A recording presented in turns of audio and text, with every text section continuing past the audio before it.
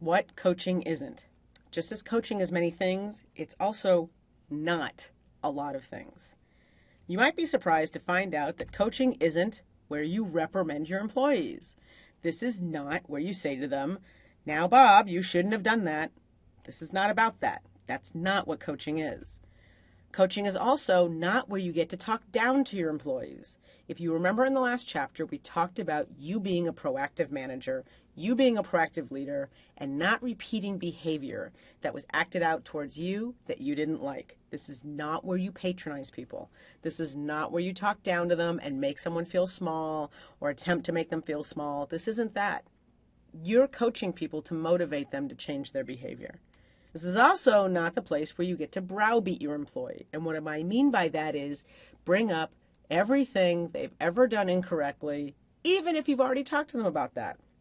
In communication circles, that's called garbage dumping, meaning you've already talked about it, you've taken it out to the trash, you've put it away, it's been picked up, but instead, when you garbage dump, you go back out to the trash, you get something that's already been resolved, and you throw it back down in front of that person. That is not coaching. That is not productive, positive communication behavior. So coaching is not about browbeating. Coaching is not the time you fire an employee. Now, there are going to be different laws and different rules that vary from state to state, country to country, area to area, region to region.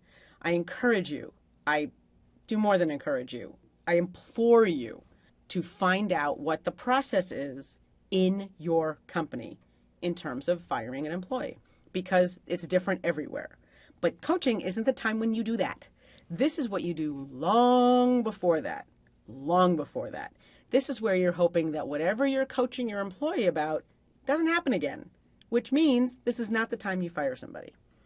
Coaching is also, as I said, not done in a vacuum. You don't do it alone. Everybody has cohorts that they work with. They have employees that they work with.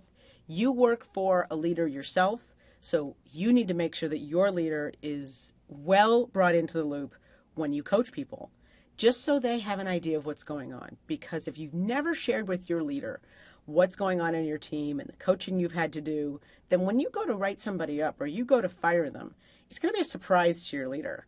And as much as you don't like surprises from your team, your leader probably likes them less. So keep in mind, keep your boss in the loop, and it will be much more productive for everybody. Now let's talk about the benefits of coaching.